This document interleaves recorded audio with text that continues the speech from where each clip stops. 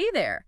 And a big shout out to all you dedicated folks working in public service. Yeah, hi everyone. Every single day you're showing up, you're aiming to make a real difference for Canadians. And, well, that's exactly what we're diving into today. Exactly. We're pulling back the layers on the State of Service 2025 report.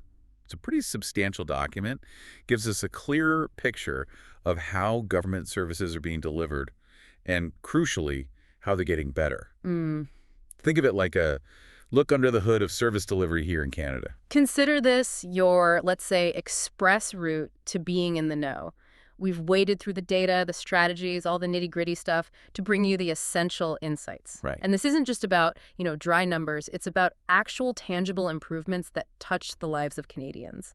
And understanding these shifts, well, that can really inform and maybe enhance the work you do every day. Yeah, the core of this report really is about communicating the progress in government service delivery. It highlights the drive for greater efficiency, broader accessibility, and a real focus on the experience of the people you serve, the citizens. And for you, our listener, this is directly relevant. I mean, knowing what the priorities are, what's proving effective, and the direction things are heading, that provides a really valuable perspective on the environment you're working in.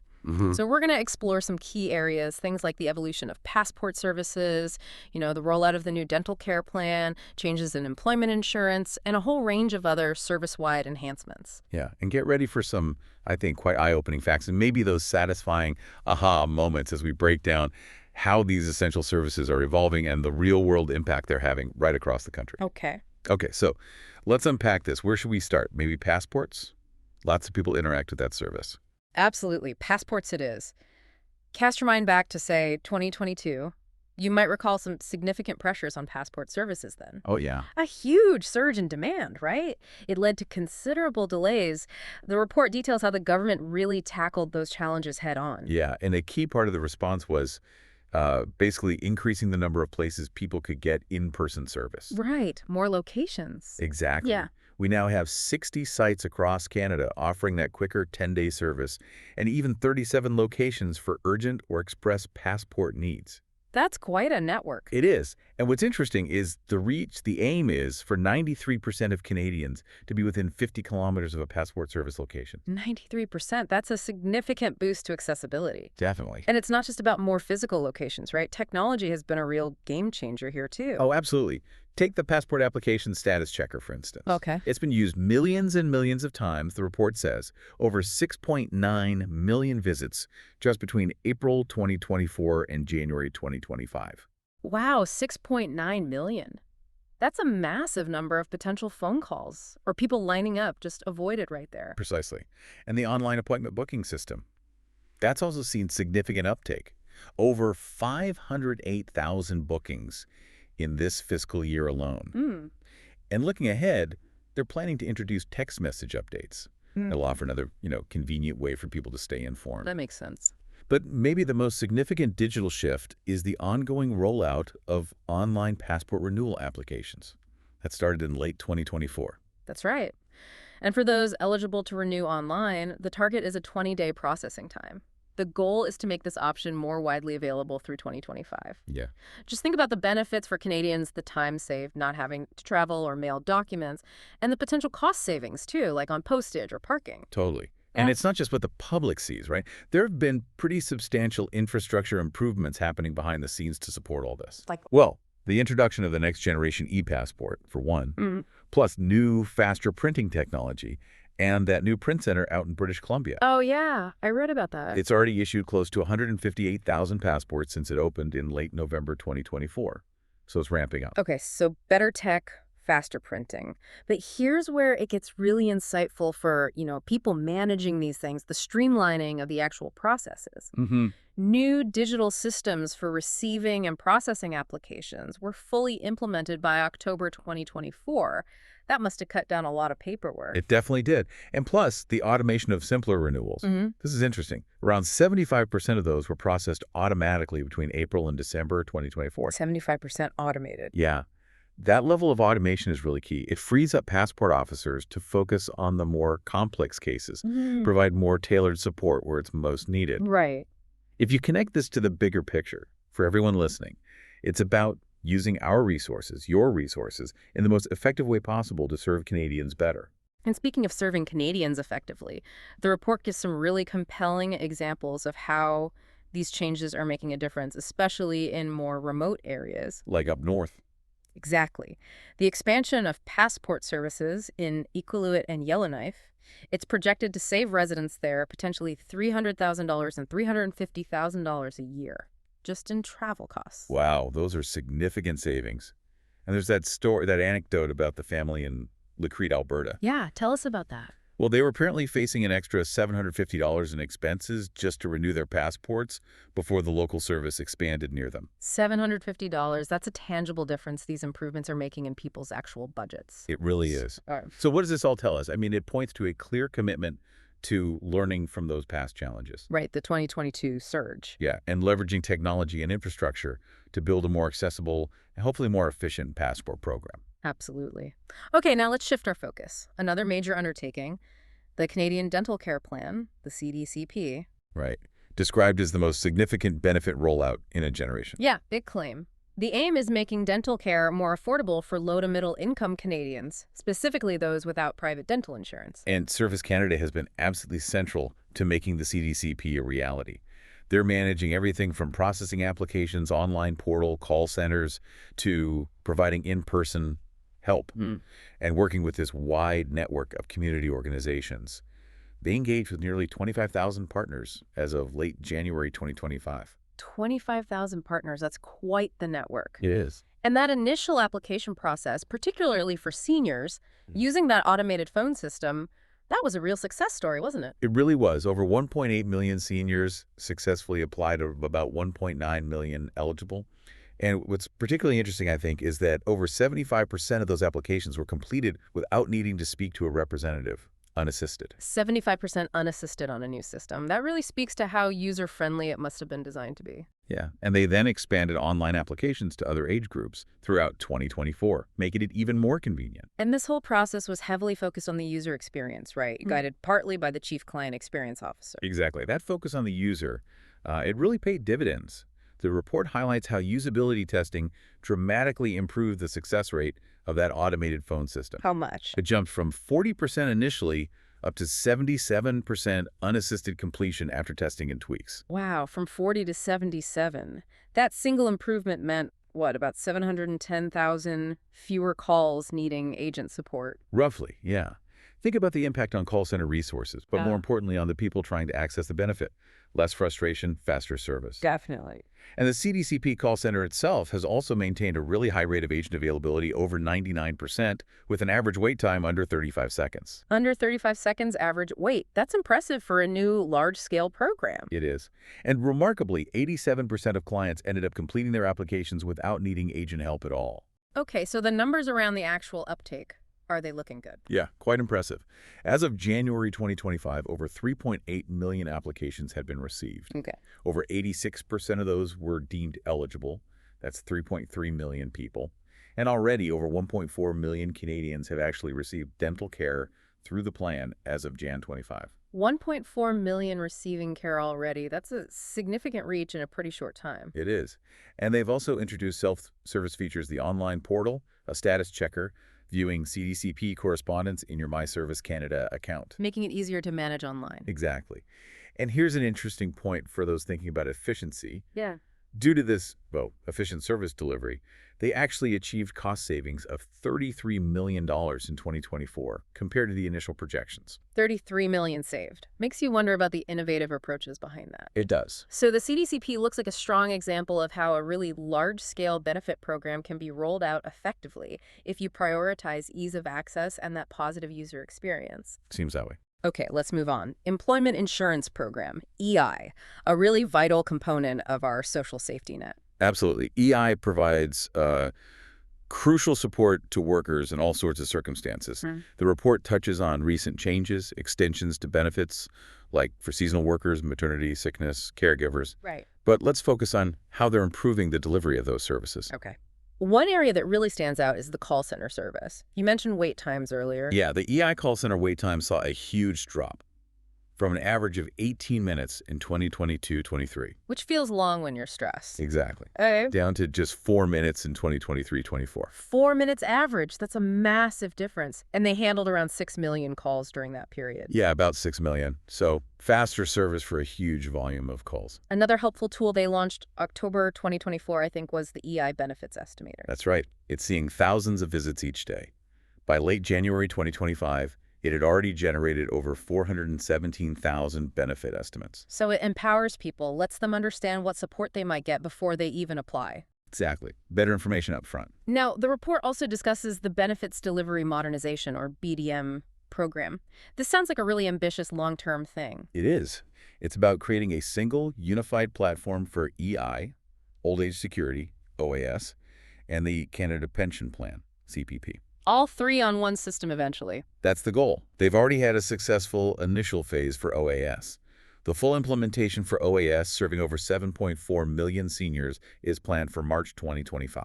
Okay, so OAS is nearly there. And then the transformation of EI through BDM is scheduled between 2025 and 2028. So it's a phased approach. It's a long-term vision for a more integrated system. For the public servants listening, this modernization, it's about building a more seamless system, right? Both for the public and for the people administering the programs. Absolutely. More efficient internally, simpler externally. And they're also increasingly using automation and artificial intelligence in EI processing. AI and EI, how? Well, for example, AI is being used to review the text comments on records of employment. That alone is estimated to save about $165,000 annually. And machine learning is being used to triage claims, sort of directing them to the right place faster.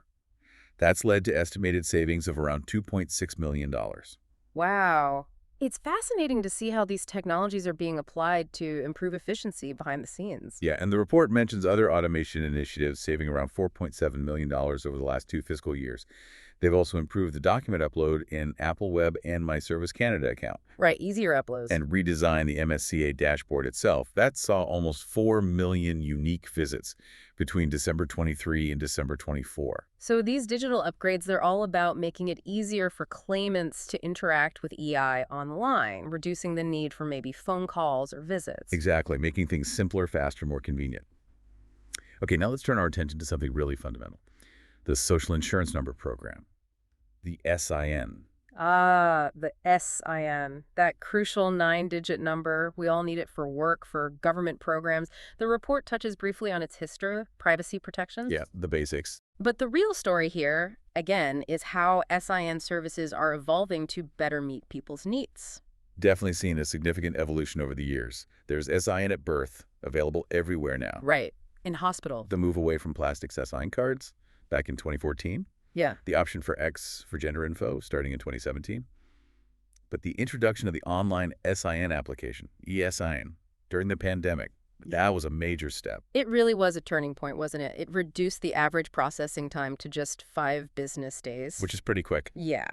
And since it launched, over 3.8 million transactions have been completed via SIN. 3.8 million online. That's a huge number of people who didn't have to go to an office or mail stuff in. Exactly. They also started email notifications for online applicants and allowing numbers in first names, which helps reflect diverse naming conventions better. Good points.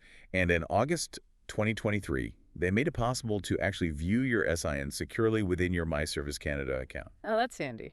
Yeah, another convenient way to access that essential info. But the next big development is the automation of eSIN processing.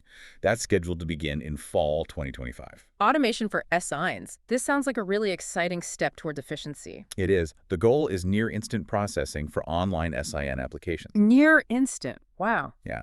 With estimated annual savings of over $11 million and a huge reduction in program officer hours, like 137,000 hours saved annually starting in fall 2027. That's a considerable gain. It frees up resources, frees up people for other important work. Absolutely.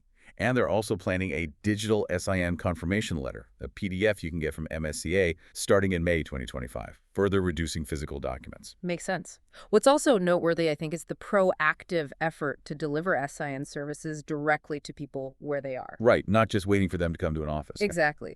The Community Outreach and Liaison Service, those SIN clinics held in communities, thousands of them in the last couple of years. Yeah. And the SIN at landing service at some airports, that's all about making the service more accessible, especially for newcomers. Yeah, the SIN landing at Toronto Pearson alone, issued over 105,000 SINs in 2023-24.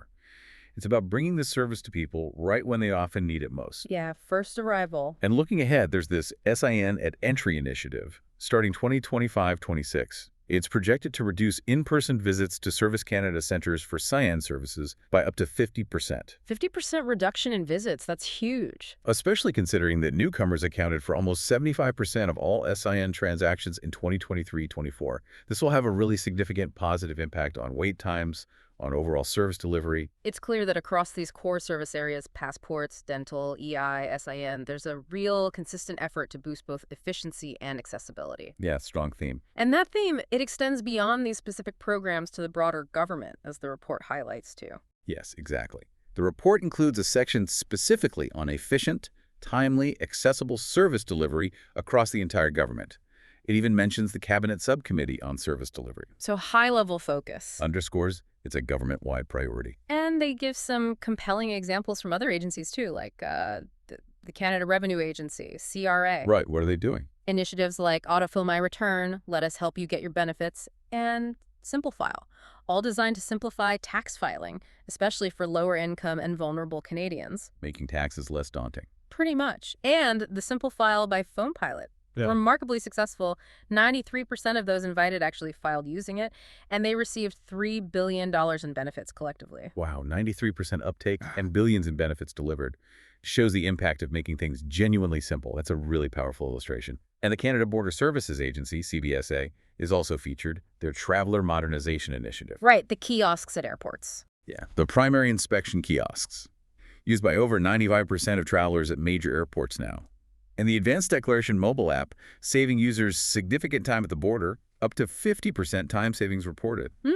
Immigration, Refugees, and Citizenship Canada, IRCC, also gets a mention for expanding digital services for citizenship. Like online applications. Online applications, online testing, virtual ceremonies, e-certificates, that online application tracker. It's all contributed to improved processing times, getting citizenship decisions out faster. Good to hear. And even Innovation, Science and Economic Development Canada, ISD, they developed the Business Benefits Finder. Oh yeah, innovation.canada.ca. Right. A user-friendly tool helping entrepreneurs quickly find relevant government support programs. Tailored lists in under 2 minutes, they say. Big focus on user experience there. And we shouldn't forget Shared Services Canada, SSC. They're kind of the backbone, right? Modernizing government IT, improving connectivity in remote areas. And using those LEO satellites, low Earth orbit satellites. Yeah, for better internet. And supporting contact centers for various departments, especially during crises or big rollouts like CDCP. Crucial support role. And finally, Veterans Affairs Canada, VAC, enhancing their digital tools like MyVexC account, investing in automation, setting up dedicated teams for underrepresented vets, women plus Indigenous veterans, and partnerships to tackle homelessness. It really paints a comprehensive picture, doesn't it? A government actively working to improve how it serves Canadians in all sorts of different ways. Indeed. I think the overarching message here is a strong commitment. A commitment to making government services more efficient, more accessible, and definitely more user-focused. Through innovation, smart use of tech, and dedication to putting citizen needs first. And for you, our listeners working in public service, you are truly on the front lines of making these improvements a reality. You're the ones implementing these new tools, guiding Canadians through these processes, supporting them as they access these vital services. This report really underscores how your efforts, your daily work, directly translates into positive impacts. Yeah, saving people valuable time, saving them money, reducing stress, ensuring easier access to essential services and benefits.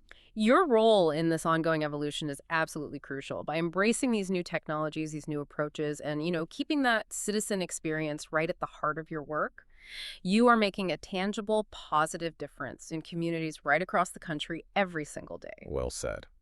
So as you continue your important work, we'd encourage you to maybe reflect on the principles we've discussed today: efficiency, accessibility, that all-important user experience. Think about how these concepts can be further integrated into your own roles, your own teams, to enhance your impact on the citizens you serve. And perhaps consider which of the specific improvements we've highlighted today resonate most with the people you interact with daily. What are you hearing on the ground? That's a great thought to leave people with. Thanks for taking this deep dive with us today.